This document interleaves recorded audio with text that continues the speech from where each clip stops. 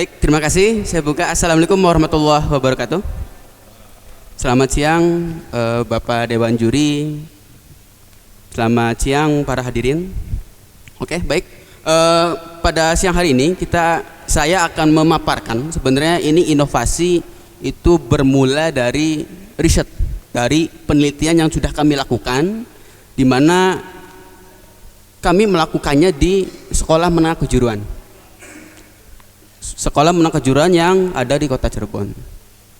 Di sana SMK Negeri 1 Kota Cirebon itu adalah salah satu binaan dari Posyantek Kota Cirebon. Nah, inovasi ini sudah kami lakukan penelitian kurang lebih 8 bulan 14 hari. Di mana 4 bulan 18 hari itu sudah dilaksanakan pada tahun kemarin di bulan Januari sampai bulan Agustus. Ya. Dan inovasi ini saya namakan Smart City di ujung jari, Internet of Things dalam sektor pengelolaan pupuk di Indramayu dengan metode machine learning. Di Kota Cirebon itu memiliki masalah serius di mana sawah ataupun sawah khususnya di Kota Cirebon itu hanya memiliki lahan yang sedikit begitu, sehingga ketahanan pangan di Kota Cirebon itu mulai terganggu. Kota Cirebon itu dalam menerima suplai pangan, khususnya itu adalah beras, itu mengambil dari daerah sekitar, khususnya adalah Indramayu.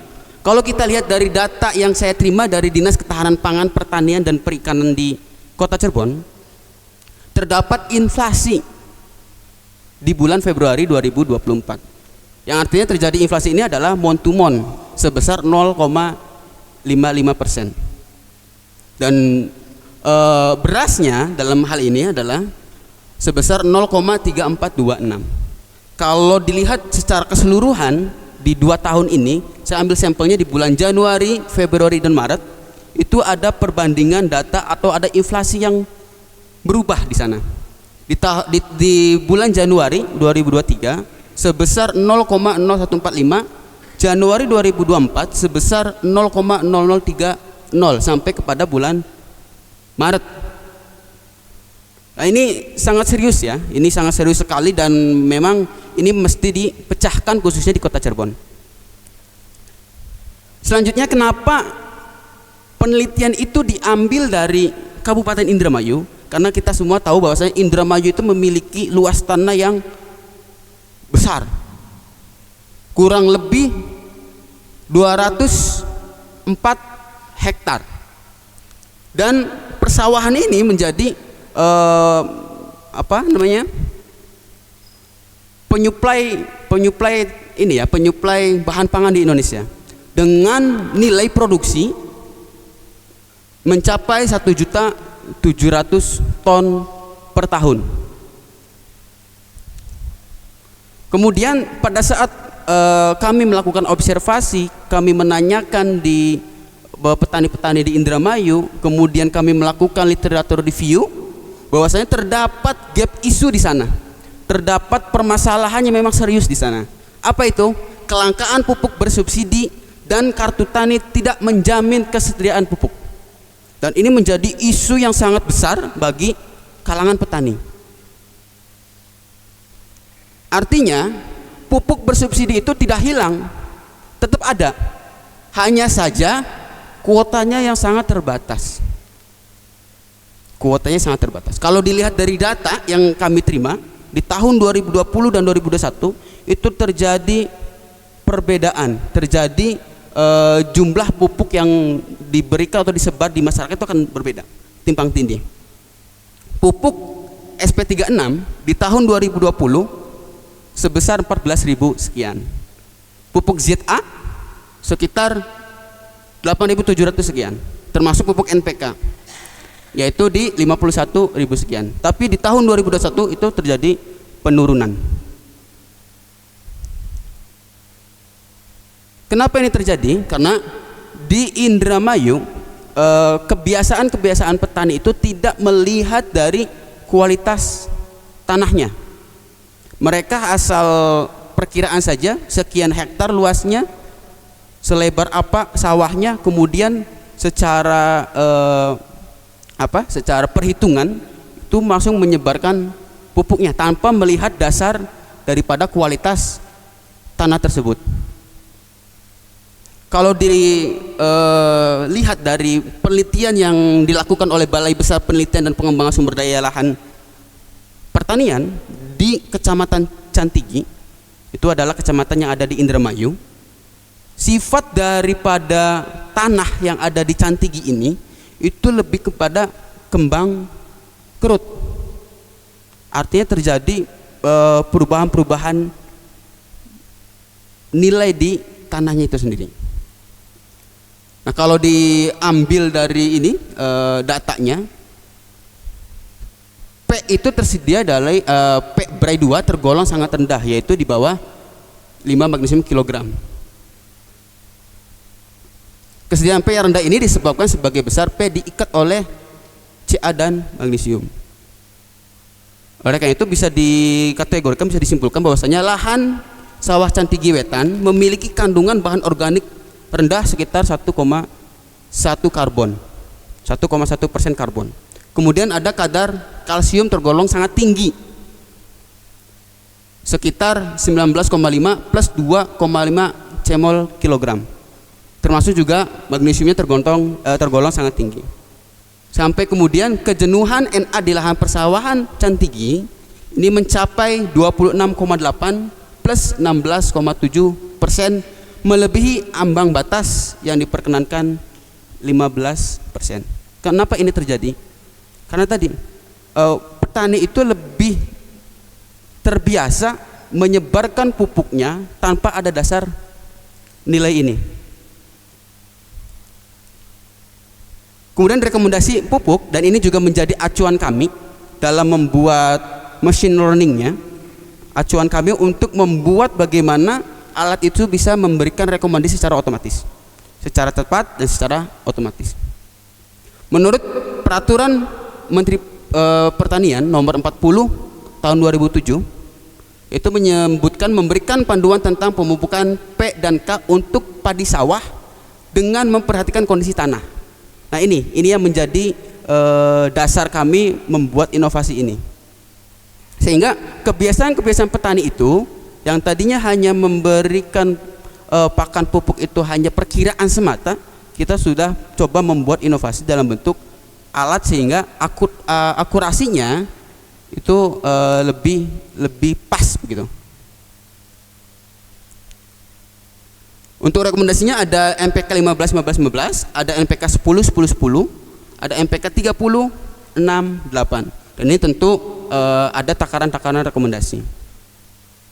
Jadi kiblat kita untuk membuat program ini, membuat machine learning ini agar bisa memberikan rekomendasi kepada petani adalah yang sudah terdapat di Menteri Pertanian yang dilakukan oleh Balai Besar Penelitian dan Pengembangan Sumber Daya Lahan Pertanian. Kemudian apa inovasinya? Inovasinya adalah aplikasi pertanian maju mendukung pengelolaan distribusi pupuk yang lebih efektif dan pengembangan pengetahuan petani.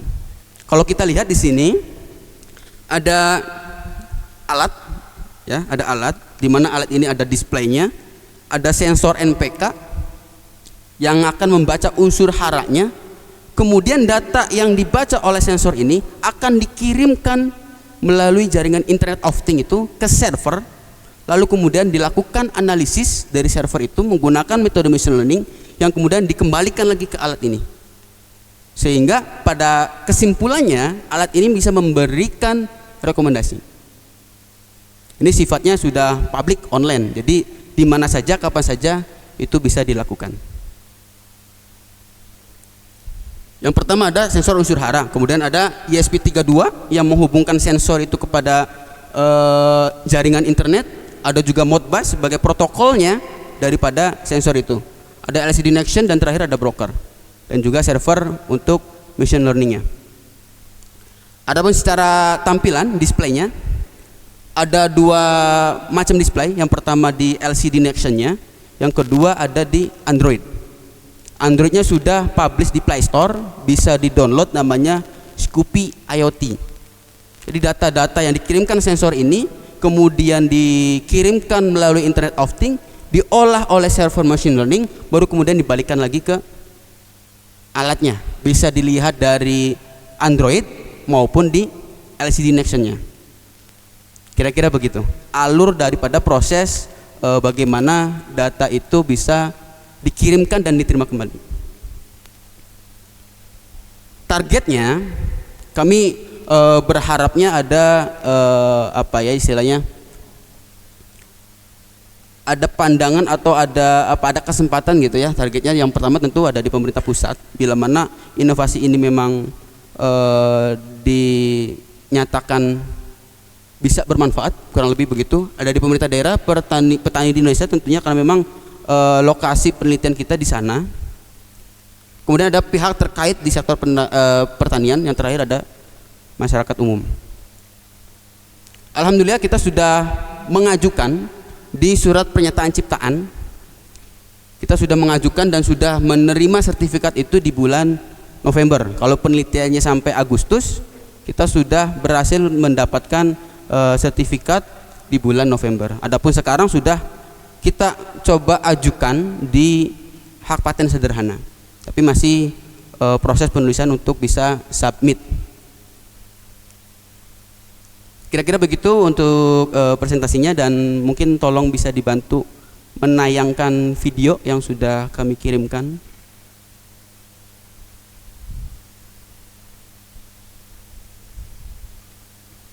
Selamat datang di Kabupaten Indramayu yang dengan gemilang berkontribusi sebagai lumbung pangan nasional di Jawa Barat. Petani-petani di sini telah lama menjadi tulang punggung pertanian Indonesia.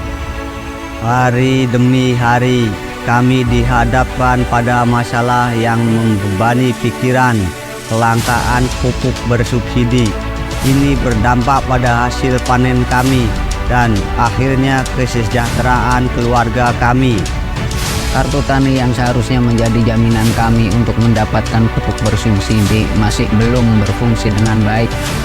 Proses pembelian pupuk masih terasa rumit dan data pendistribusiannya seringkali tidak akurat. Namun, di tengah tantangan ini, tiba saatnya untuk memperkenalkan solusi yang akan membawa perubahan. Kami mempersembahkan sistem pemantauan unsur hara tanah berbasis Internet of Things untuk pertanian berkelanjutan. Kami adalah tim The Mighty Ones dan kami membawa ide inovatif. Kami akan menghadirkan aplikasi pertanian maju yang didukung oleh teknologi canggih termasuk Internet of Things dan Machine Learning. Dengan aplikasi ini, petani dapat dengan mudah memonitor unsur hara tanah di lahan pertanian secara real time. Mereka bisa mengetahui secara akurat apa yang diperlukan tanah mereka. Aplikasi ini akan hadir dengan beragam fitur unggulan yang akan membawa manfaat luar biasa bagi petani dan semua pihak yang terlibat dalam sektor pertanian. Mari kita telusuri fitur-fitur utama yang akan tersedia. Aplikasi ini akan memungkinkan petani untuk memantau unsur hara tanah di sawah secara real time dan menerima rekomendasi pemupukan yang efisien.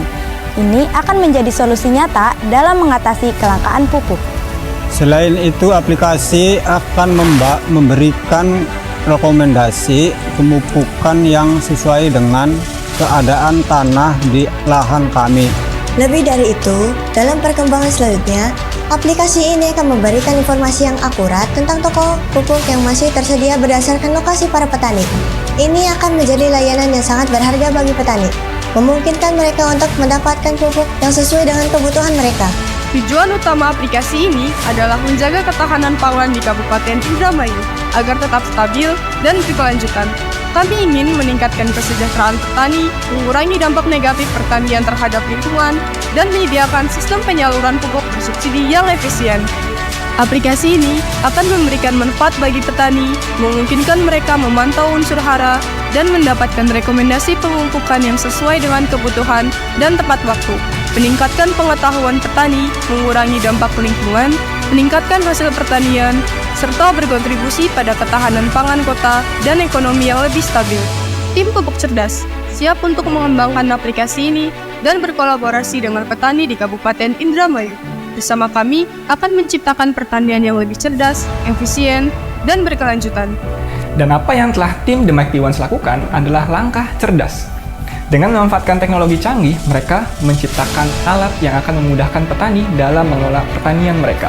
Ini adalah contoh konkret bagaimana inovasi dapat membawa perubahan positif dalam pertanian. Tentunya saya juga sangat terkesan dengan pendekatan machine learning yang digunakan pada aplikasi ini, khususnya algoritma cerdas dalam aplikasi ini memproses data secara cepat dan memberikan rekomendasi pemupukan secara akurat.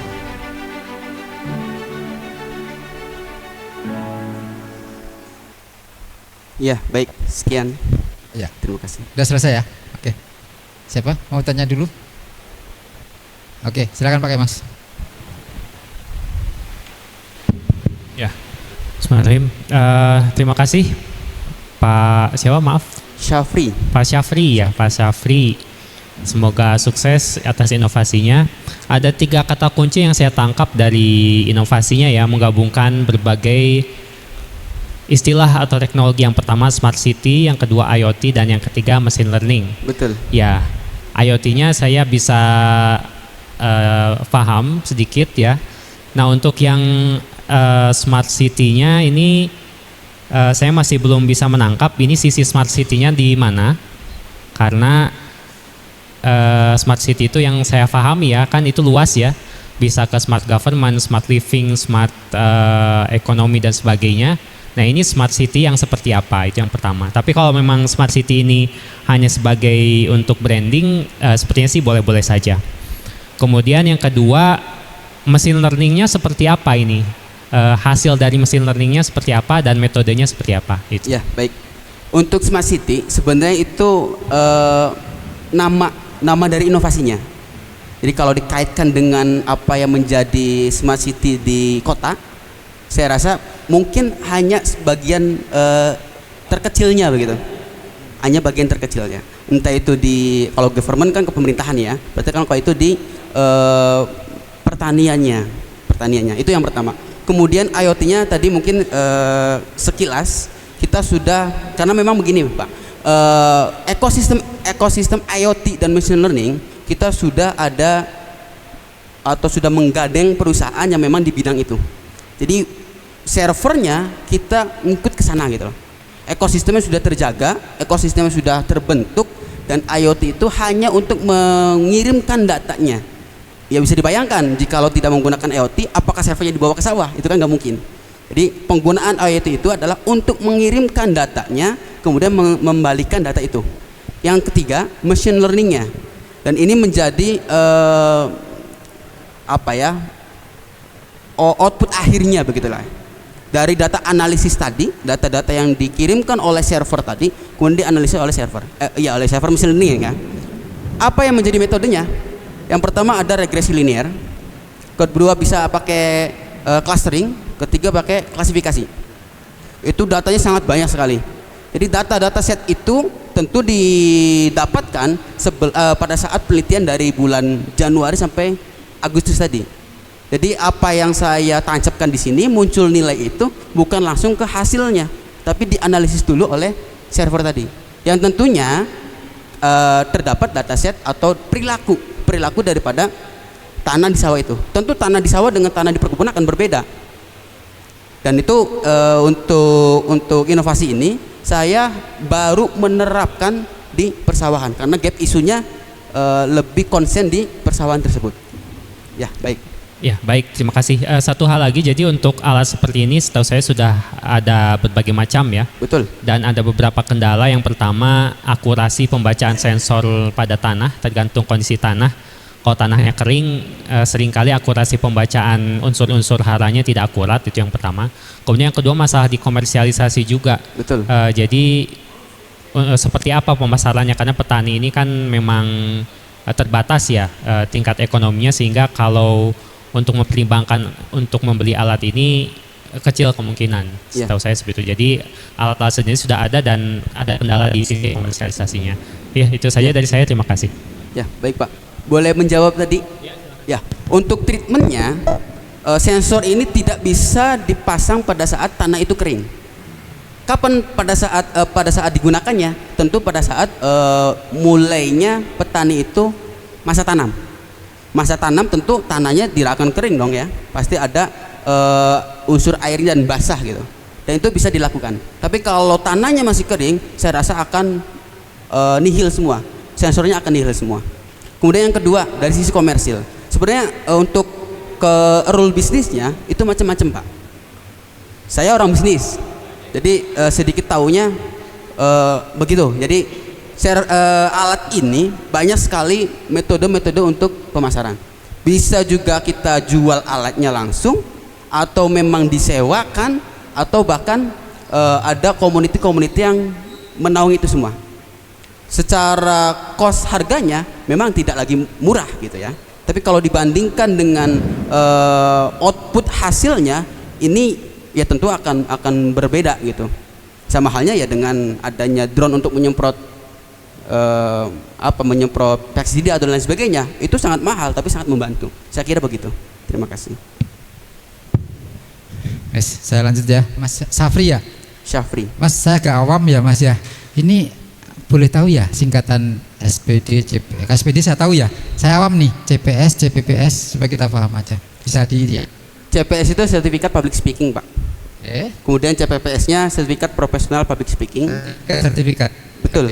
Kalau yang sananya lebih kepada coaching. CHC? Ya.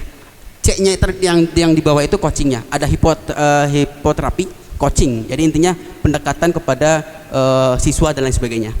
Yang terakhir itu CS. Sama. Ini ya? Intinya kepada coaching semua. Oh, semua. Jadi ada metode-metode untuk bagaimana, contoh gini, di sekolah itu kan ada siswa-siswa bermasalah. Bagaimana kita pendekatannya, nggak mungkin langsung justifikasi kamu bermasalah kan, nggak mungkin. Harus ada pendekatan. Jadi bukan karena tingkatan gradasi sekolah, bukan ya? Bukan, kalau C itu ya gelar non akademik. Oke. Ya, makasih. Terus yang kedua pertanyaan mungkin sama Yuri sama ini. Kan ini mewakili Kota Cirebon, Pak. Kota Cirebon ya. Tapi di bahasa ini kan satu lokasi lokusnya lebih banyak di Indramayu. Betul. Ya kan? Itu tolong dijelaskan. Nah, saya pikir tadi ini wakil mana ya? Wakil Indramayu atau Cirebon kan gitu. Karena salah satu dari yang mendasar dari TTG adalah melihat permasalahan di sekitar. Jadi mungkin brand-brand kita tadi saya pikir Cirebon, makanya kok Indramayu. Nah, bisa jelaskan kenapa Indramayu gitu? Ya, baik. Secara sederhananya begini Pak, di Kota Cirebon itu punya masalah di sektor pangannya. Kota Cirebon. Sawahnya sangat sempit. Kenapa sempit? Karena ya banyak faktor, perumahan dan lain sebagainya. Itu menjadi isu utama. Dan Kota Cirebon itu mengambil suplai pangannya di daerah sekitar. Bisa dari Kuningan, Majalengka dan sekitar. Kenapa ngambilnya di Indramayu? Pertama, Indramayu sawahnya luas Pak. Kita sudah menyadari itu semua dan menjadi salah satu penyuplai pangan di Jawa Barat bahkan di nasional. Saya pikir begitu. Jadi penelitian saya lebih ke arah ini Kota Cirebon mungkin dengan daerah lainnya juga akan sama, tapi saya fokus di Kota Cirebon begitu. Kemudian ada potensi yang besar di Indramayu. Observasi di Indramayu ternyata juga memiliki isu lagi, memiliki masalah yang serius lagi. Apa ya? Kelangkaan pupuk tadi. Kelangkaan pupuk, kemudian adanya kartu tani tapi masih belum efektif. Kira-kira begitu Pak. Jadi Indramayu itu sebagai objek daripada penelitian itu.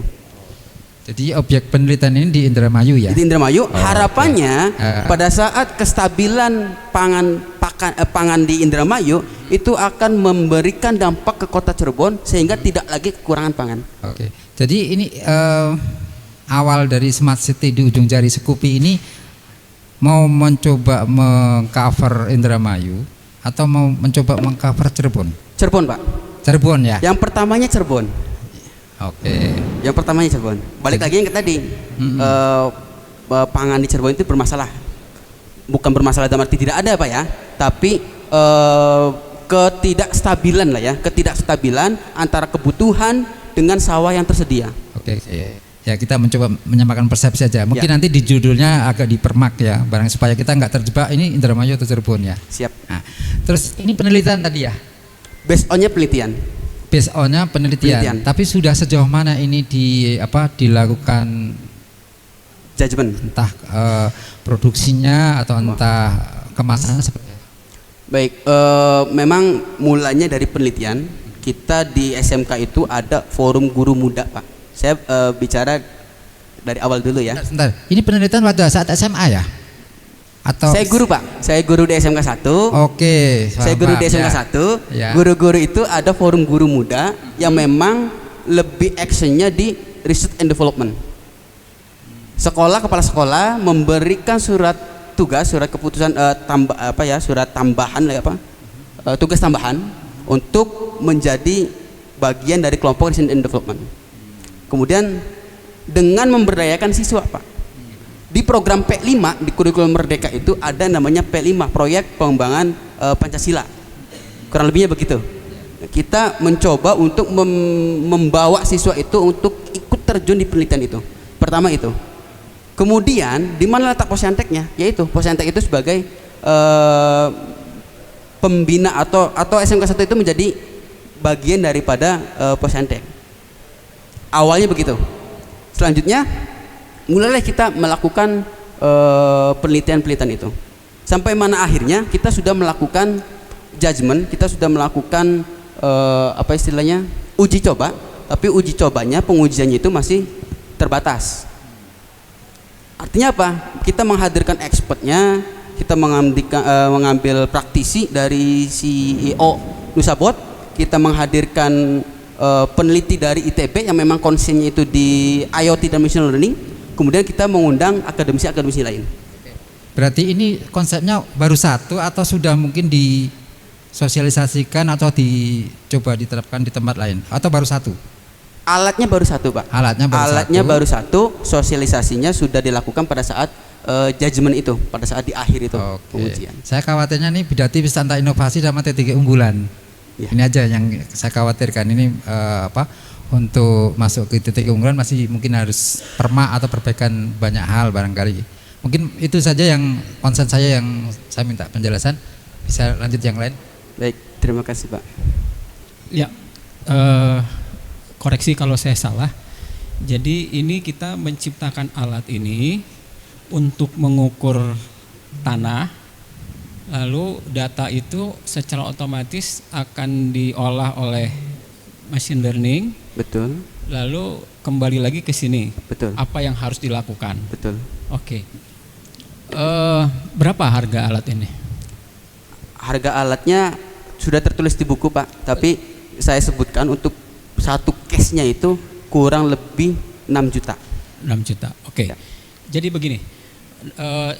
Tadi sempat disampaikan oleh Juli yang lain bahwa kalau setiap petani itu membeli alat ini tentunya kemahalan lah gitu ya. Ya. Apa action yang kira-kira bakal realnya nanti itu untuk supaya petani juga terjangkau? Kan bagi petani kami butuh data. Ya, bahwa berapa banyak NPK yang harus saya tebar, betul, kan gitu ya. Betul. Nah, untuk dampak di petaninya begitu, Pak ya. Dampak di petani petaninya mesti ngapain? Di petaninya gitu ya. Kalau tadi saya sampaikan di awal, kalau dilihat dari harga memang ini mahal gitu ya. Petani juga akan mikir-mikir, saya rasa begitu.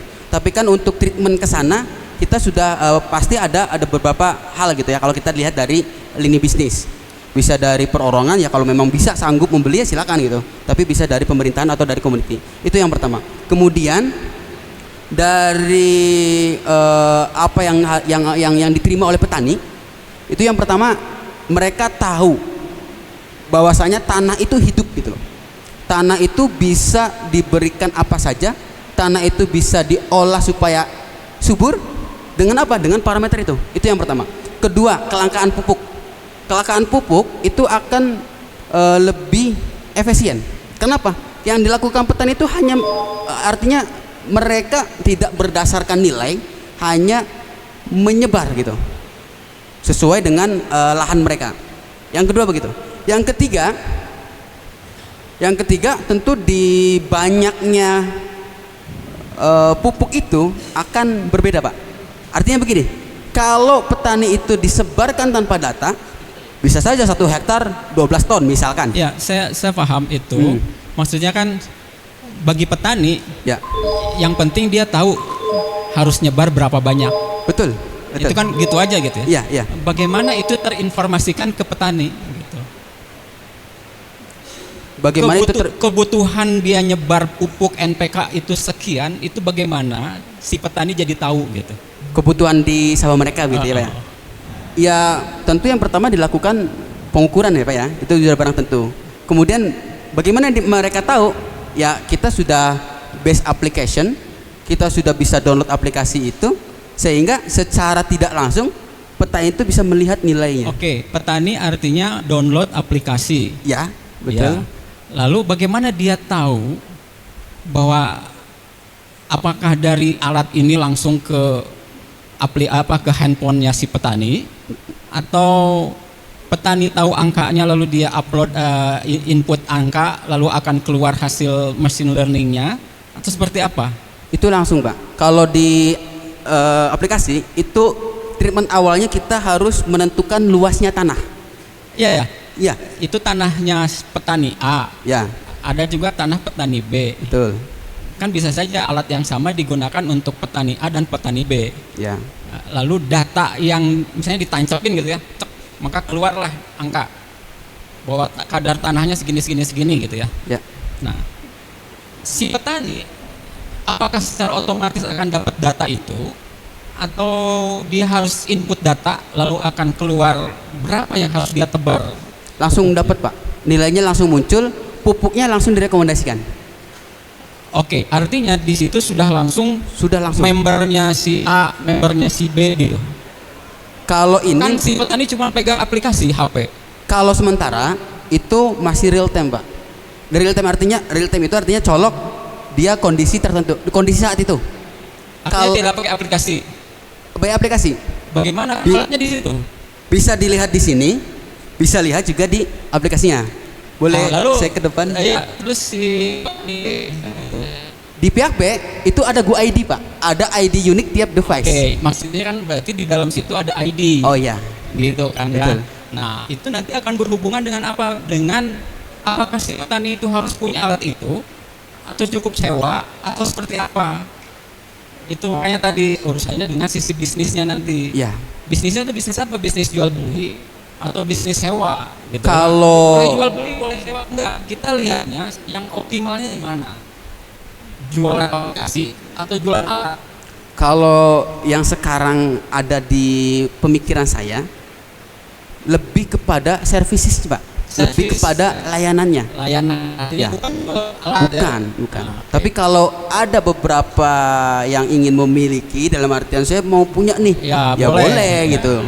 Oke, enggak. Ini sebenarnya saya ingin menegaskan saja, karena kalau kita tidak fokus gitu ya dengan sistem yang dibangun, nanti boleh ini mungkin kita coba kukuhkan dulu satu, misalnya sisi sewa gitu ya, atau dengan sisi membership, sehingga misalnya petani akan membayar per sessionnya gitu ya sekian gitu. Artinya bisnis yang dia lakukan sebenarnya bisnis aplikasi dan bagaimana layanan untuk tahu kadar tanahnya gitu.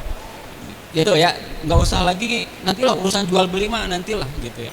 Kalau ada apa namanya yang punya sawahnya ribuan hektar, oke.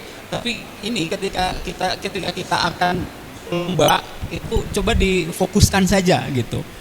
Karena itu menjadi titik positifnya juga gitu. Bahwa petani tidak harus punya, petani bakal dapat layanan dengan bla bla bla, itu akan jauh lebih menarik daripada beli. Ya, baik. Makasih Pak. Baik, terima kasih Pak. Baik, ini mungkin terakhir ya sedikit. Jadi ini yang diusulkan teknologinya untuk lomba ini apa? Saya masih bingung juga nih, karena ini kan TTG unggulan. Sebelumnya adalah inovasi TTG. Kalau inovasi TTG itu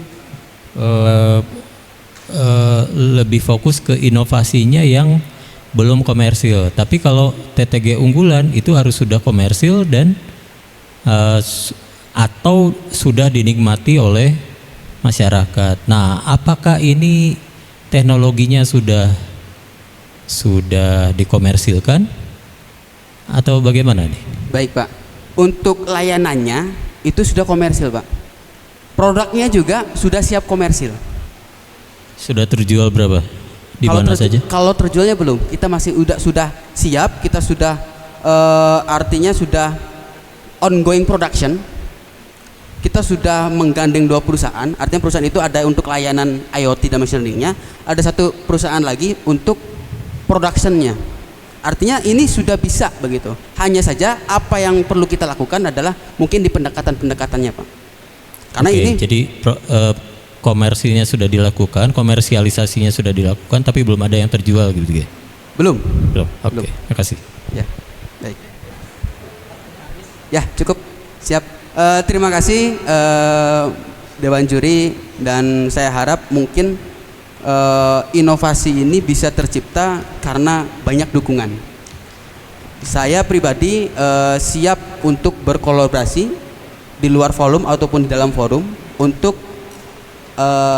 yang nilainya yang nilainya adalah keilmuan gitu. Saya rasa sekian dari saya, kurang lebihnya mohon maaf. Assalamualaikum warahmatullahi wabarakatuh. Waalaikumsalam warahmatullahi wabarakatuh.